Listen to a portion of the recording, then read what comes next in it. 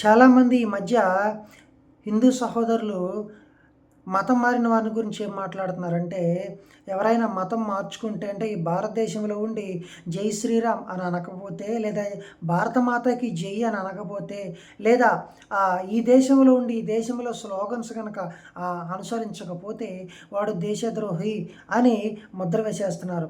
నిజానికి ఇలాంటి వాళ్ళందరికీ కూడా గురజాడ అప్పారావు గారు మరి ఆయన గడ్డి పెట్టాడా? లేకపోతే ఇంకేదన్నా పెట్టాడనేది మీరే చెప్పండి నాకు. దేశం అంటే మట్టి కాదోయ్, దేశం అంటే మనుషులోయ్ అని ఒక చక్కటి మరి కావ్యాన్ని ఆయన రచించాడనమాట మనందరి కోసం. ఇలాంటి వాళ్ళు బహుశా ఆ రోజుల్లో కూడా ఉండుంటారు.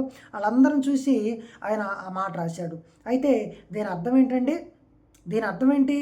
దేశము అంటే మట్టా? దేశం అంటే దేశంలో ఉన్నటువంటి పశు సంపద, దేశంలో ఉన్నటువంటి పక్షుల సంపద, దేశంలో ఉన్నటువంటి ఖనిజ సంపద, వృక్ష సంపద, ఇవన్నీ వేటి కోసం? ఇవన్నీ సాక్షాత్తు తన స్వరూపమైనటువంటి దేవుని యొక్క పోలికతో కూడినటువంటి మనిషి కోసమే కదా ఇవన్నీ. మనిషి లేనప్పుడు అది దేశం ఎలా అవుతుంది? అది దేశం అవ్వదు కదా. దాన్ని దేశమని పిలవరు కదా. దాన్ని ఏమని పిలుస్తారు? అది అయినటువంటి ఎడారి అంటారు. అంతే కదా. మనుషులు లేని దాన్ని దేశం అని ఎలా అంటారు? మనుషులు ఉంటేనే కదా ఆ దేశానికి గౌరవం. మనిషి వల్లనే కదా ఏది జరిగినా, కీడు జరిగినా, మేలు జరిగినా.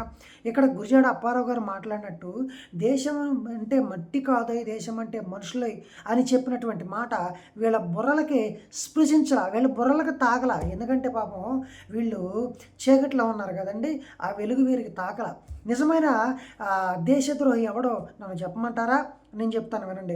నిజమైన దేశద్రోహి ఎవరంటే ఒక బస్ స్టాండ్లో, రైల్వే స్టేషన్లో కూర్చుని బాగా కుష్టి వ్యాధితో చీము రక్తం కారిపోతూ ఎవరు పట్టించుకోకుండా అయ్యా ₹1 ధర్మం చేయండి, అయ్యా ₹1 ధర్మం చేయండి అని అడుక్కుంటూ ఒంటి మీద బట్టలు కూడా సరిగ్గా లేకుండా చూడటానికి కూడా కడు అసహ్యమైనటువంటి పరిస్థితుల్లో ఉన్నటువంటి వాడిని వీళ్ళు తాకలేరు, కనీసం ముట్టలేకపోవటం కాదు కదా, అతని దగ్గరకు కూడా వెళ్ళలేరు, అతన్ని ఆదరించలేరు. అలాంటి వాడు కదా దేశద్రోహి. క్రైస్తవులకు మేమేం చేసామో తెలుసా?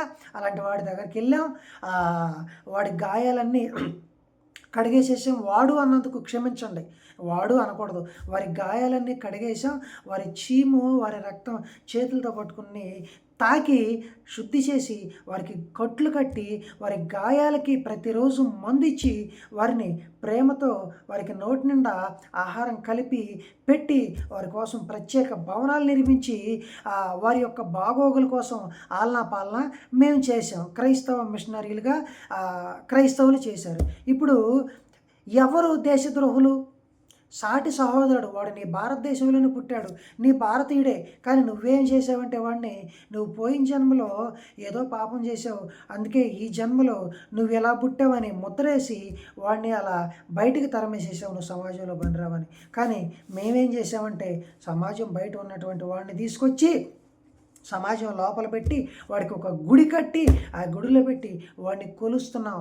వాడు నా దేవుని స్వరూపం కలిగిన వాడు, నా దేవుని పోలిక కలిగిన వాడు అని. ఇప్పుడు నువ్వా దేశద్రోహి, నేనా? గురజాడ అప్పారావు గారు చెప్పినట్టు. ఇకపోతే ఏమంటే పక్షవాయువు కలిగిన వాడికి కూడా శరీరం అంతా కూడా పుండ్లు, భయంకరమైనటువంటి పుండ్లు ఉంటాయి.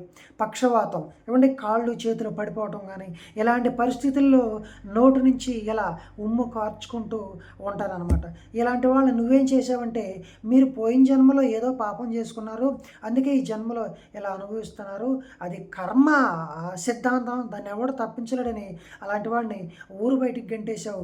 మేము వచ్చి ఏం చేసామంటే ఆ ఊరు బయట ఉన్న వాళ్ళని తీసుకొచ్చి వారి గాయాలు కట్టి వారి దగ్గరికి వెళ్ళి వారి పక్షవాతంతో కలిగినటువంటి ఆ పుండ్లను స్పృశించి మేము తాకి వాటిని శుద్ధి చేసి వాడిని తీసుకొచ్చి వాడికి ఒక ఆలయం కట్టి ఆలయంలో పెట్టి, అరే బాబు నువ్వే మా దేవుని ప్రతిబింబానివి, నువ్వు మా సహోదరుడివి, మేము నిన్ను ప్రేమించలేకపోతే ఆ దేవుణ్ణి కూడా ప్రేమించలేవురా, నీవు దేవుని రాజ్యంలో ఒక సభ్యుడివి అని చెప్పి వాడి ఆలనా పాలన బాధ్యతలు మేము తీసుకున్నాం. ఇప్పుడు అతన్ని బయటికి గెంటేసి నువ్వు పోయిన జన్మలో పాపం చేసుకున్నావని బయటికి గెంటేసినటువంటి నువ్వు ఆ దేశద్రోహివి, లేదా నువ్వు గెంటేసిన దగ్గర నుండి సమాజంలోకి తీసుకొచ్చి అతనికంటూ ప్రత్యేక గౌరవం కల్పించినటువంటి మేము ఆ దేశద్రోహులం. ఇంకా పోతే క్యాన్సర్ కానీ, లేదా కుంటి, గుడ్డి మొదలైనటువంటి వివిధ రోగాల చేత భయంకరంగా వాళ్ళు తన వారి చేత కూడా వెలివేయబడితే అలాంటి వాళ్ళందరినీ తీసుకొచ్చి వాళ్ళ కోసం అనాథాశ్రమాలు ఇలాంటివన్నిటి కూడా కట్టి వారికి ప్రత్యేక ఆహార సదుపాయాలు మేము ఏర్పాటు చేసి ప్రత్యేక వైద్యం కల్పించి వారిని అందరిని కూడా ప్రతిరోజు వెళ్ళి పరామర్శించి అయిన వారికంటే కూడా ఎక్కువగా క్రీస్తు ప్రేమను బట్టి మేము వారిని పలకరిస్తూ ఉన్నాం. పలకరించి వారి గాయాలన్నింటినీ మాన్పి సమాజంలో వారు కూడా ఒక నార్మల్ మనిషిలా తిరిగేటట్లు చేశాం. ఇప్పుడు మేమా దేశద్రోహులు, నువ్వా? అలాంటి వాళ్ళందరూ నీ జై శ్రీరామ అనే అటువంటి ఆ నినాదంలో పుట్టిన వారేగా, భారతమాతకి జై అనే గడ్డ మీద పుట్టిన వాళ్ళేగా వాళ్ళందరూ కూడా. నీ నినాదంలో పాలు పంపులు పంచుకున్న వాళ్ళేగా, నీ గడ్డ మీద పుట్టిన వాళ్ళేగా, నువ్వు ఎల్లలు గీసుకున్నటువంటి గడ్డలో పుట్టిన వారేగా. మరి నీ గడ్డ మీద పుట్టిన వారిని కూడా ఎందుకు నువ్వు ప్రేమించలేక తరిమేసేసావు అంటే, నీవు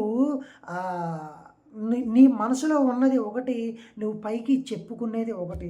నీ మనసులో ఉన్నటువంటి భావం ఒకటి, నువ్వు పైకి చెప్పుకునేది ఒకటి. కానీ గురజాడ అప్పారావు గారు ఇప్పుడు నిన్నేమంటున్నాడంటే, అరే బాబు వినో, దేశం అంటే మట్టి కాదు, దేశం అంటే మనుషులు. నువ్వు గీసుకున్నట్టుగా 4 పక్కల ఎల్లలు గీసుకుని ఇది నా దేశం అన్నావు చూసావా, అది కాదు. దేశంలో ఉన్నటువంటి మనుషులు, ఈ మనుషులను నువ్వు ప్రేమించగలగాలి, ఈ మనుషులను నువ్వు ఆదరించగలగాలి, అది దేశం అంటే అంటున్నాడు ఆయన. ఈ దేశంలో పుట్టి ఎందరెందరినో కుల వివక్షతో కానివ్వండి, మత వివక్షతో కానివ్వండి, జాతి వివక్షతో కానివ్వండి, లేదా ఇంకా ధనిక పేదనే వివక్షత కానివ్వండి, ఎంతోమందిని నువ్వు ఊరు బయటికి గెంటేస్తే మేము వచ్చి వాళ్ళందరం తీసుకుని మేము వాళ్ళందరిని సమాజంలో మనుషులుగా నిలబెట్టాం. ఇప్పుడు నువ్వా దేశద్రోహివి, మేమా? ఒకసారి అద్దంలో మొహం చూసుకో వెళ్ళి. ఇవన్నీ మాకెలా వచ్చినాయంటే, అరే బాబు చెప్తాను విను, నేర్పుతాను. 2000 సంవత్సరాల క్రితం మా ప్రభువు నేర్పించింది ఇదే, నిన్ను వలె నీ పొరుగువాన్ని ప్రేమించు అన్నాడు. అది 2000 సంవత్సరాల క్రితం ఇజ్రాయేలీ దేశంలో చెప్పినటువంటి మాట. అది కేవలం ఇజ్రాయేలీలకు అని నువ్వు అనుకుంటున్నావు. లేదు, ఈ ప్రపంచానికి 4 ఎల్లలు గీసి ఇది నా దేశం అని నువ్వు అనుకుంటున్నావు. కానీ ప్రభు ఏం చెప్పాడంటే, నువ్వు సర్వలోకానికి వెళ్ళిపో, ఎక్కడైతే అణగారిన వారు ఉన్నారో వారందరినీ నువ్వు ప్రేమించు, ఎక్కడైతే వెలివేయబడిన వారు ఉన్నారో వారందరినీ నువ్వు ప్రేమించు, ఎక్కడైతే రోగముల పేరిట గెంటివేయబడిన వారు ఉన్నారో వాళ్ళందరినీ నువ్వు ఒక్కును చేర్చుకో, ఎక్కడైతే సమాజంలో ధనిక పేద అనేటువంటి పోరాటాలు జరుగుతున్నాయో అక్కడ వెళ్ళి వారిని నువ్వు ఆదరించు, ఎక్కడైతే మనుషుల మధ్య ప్రేమ కరువైందో అక్కడ వెళ్ళి నువ్వు నా ప్రేమ తెలియజేయి. ఇది మా దేవుడు నేర్పింది. ఇది దేశీయత కాదు. ఇది ఏమంటారంటే ప్రపంచమంతా కూడా నాదే, ప్రపంచంలో ఉన్న ప్రతి మనిషి నా సహోదరుడే. భారతదేశంలో ఉన్న వాళ్ళే కాదు, నువ్వు ఎల్లలు గీసుకున్నావాలా, నీ మత సంబంధమైనటువంటి చూపుతో నువ్వు ఎల్లలు గీసుకుని నువ్వు అలా బ్రతుకుతున్నావు. పని బ్రతుకుతూ నీ దేశంలో ఉన్న వాళ్ళనైనా నువ్వు గౌరవిస్తున్నావంటే నీ దేశంలో ఉన్న వాళ్ళని కూడా నువ్వు గౌరవించలేకపోతున్నావు. పోనీ నీతో పాటు భారత మాతకి జై అనే వాళ్ళనైనా నువ్వేమైనా గౌరవిస్తున్నావంటే అలాంటి వాడికి ఏమన్నా భయంకరమైన రోగం మీద వస్తే వాడు నీలాంటి నినాదాలు చెప్పినా వాడిని నువ్వు గౌరవించలేవు. ఎందుకంటే నీలో ఉన్నది మరొక మూఢత్వం, మరొక మతతత్వం. కాబట్టి క్రైస్తవుడికి ప్రాంతీయ, జాతీయ, దేశ భేదాలు ఏమీ లేవు. ప్రపంచమంతా క్రైస్తవుడికి సోదరులే. ప్రపంచంలో ఎక్కడ అణగారిపోతున్నా క్రైస్తవుడు బాధ్యత ఉంది. ప్రపంచంలో ఎక్కడ జనం హింసల పాలవుతున్నా అక్కడ క్రైస్తవుడు బాధ్యత ఉంది. ఎందుకంటే ప్రభు అయిన యేసుక్రీస్తు వారు నేర్పించినటువంటి మాకు దాన్నేమంటారు, ఆ ఆజ్ఞలు లేదా ఆ ప్రేమ, ఆ మార్గం మేము కేవలం భారతదేశానికే కాదు ప్రపంచానికి దానిని చాటి చెప్పాలి నాయన. కాబట్టి ఇందులో దేశద్రోహి, మొట్టమొదటి దేశద్రోహి ఎవరంటే నువ్వే. ఒకసారి అద్దం ముందుకెళ్ళి పరీక్షించుకో. ఆ మాట అయిన వారు ఎవరైనా ఉంటే మీరు అద్దం ముందుకెళ్ళి మీ ముఖాన్ని పరీక్షించుకోండి, నిజమైన దేశద్రోహులు ఎవరో అని గురిజాడ అప్పారావు గారు చెప్తున్నాడు. ఈ దేశంలో పుట్టినవాడే కదా, ఆయనే చెప్తున్నాడు దేశం అంటే మట్టి కాదు, దేశం అంటే మనుషులు అని. ఇలాంటి మనిషిని ప్రేమించలేనప్పుడు నీ ఎదురుగా ఆకలితో ఇబ్బంది పడుతూ ఉంటే ఒక పట్టెడు ముద్ద పెట్టలేవు నువ్వు. నీ ఎదురుగా బట్టలు లేక చలితో దిగంబరత్వంతో వణుకుతుంటే ఒక బట్ట ఇవ్వలేవు నువ్వు. అలాంటిది మా క్రిస్టియన్ మిషనరీస్ వచ్చి ఎంతోమందికి బట్టలు, ఇప్పటికీ బట్టలు పంచిపెడుతున్నారు. మా వాళ్ళంతా క్రీస్తు ప్రేమను బట్టి ఇప్పటికీ అనేక మందికి ఆహారం పంచిపెడుతున్నారు మా వాళ్ళంతా. అందులో గుడి, గోపురం, మతం, కులం, పలానా దగ్గర పంచు, పలానా దగ్గర పంచొద్దు అసలు ఏమీ లేదు. పలానా వారికి ఇవ్వు, పలానా వారికి ఇవ్వద్దు అనేది ఏమీ లేదు. ఆడి క్వాలిఫికేషన్ ఏంటంటే వాడు నిజంగా బట్టలు లేకుండా ఉన్నాడా, నిజంగా దిగంబరత్వంగా ఉన్నాడా, నిజంగా ఆకలితో ఉన్నాడా, నిజంగా ఆకలితో అలమటిస్తూ ఉన్నాడా, ఓకే యూ కెన్ ప్రొసీడ్ అంటుంది. నువ్వు వెళ్ళిపో. వాడు మతం, కులం చూడొద్దు, భారతదేశంలో ఉన్నటువంటి మత ఛాందస్సుల వాదనలాగా అని చెప్తుంది మా బైబిల్.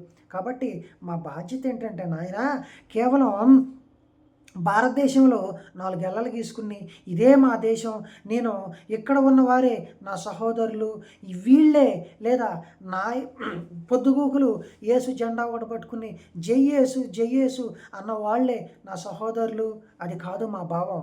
అసలు జెండాలు పట్టుకు తిరగటం కాదు మా భావం. మా ఉద్దేశం ఏంటంటే క్రీస్తు ప్రేమను ప్రపంచానికి చాటి చెప్పటం. Not in India. ఈ భారతదేశంలో కాదు ప్రపంచానికే మేము ఒక మార్గదర్శకంగా ఉన్నాం. ఎందుకంటే మాకంటే ముందు మా ప్రభువు మాకు మార్గాన్ని బోధించాడు, మాకు మార్గాన్ని చూపించాడు. కాబట్టి మేము మతాన్ని కాదు స్వీకరించింది, మార్గాన్ని స్వీకరించాం. ఆ మార్గంలో మీలాంటి వాళ్ళందరూ మతంతో కొట్టుకుని చచ్చిపోతూ ఉంటే, మీలాంటి వారందరి చేత వెలివేయబడిన వారు మీ వారే ఉంటే వాళ్ళందరినీ చేర్చుకుని ఆదరిస్తున్నాం రా బాబు. కాబట్టి మేము దేశద్రోహులం కాదు, మీరు దేశద్రోహులు. ఆలోచించుకోండి ఒక్కసారి. క్రైస్తవులను దేశద్రోహులు అన్నవారే నిజమైన దేశద్రోహులు. క్రైస్తవులు ఎప్పటికీ దేశద్రోహులు కాదు. కావాలంటే చరిత్ర తిరిగేది చూసుకోండి, మీకు అర్థమవుతుంది.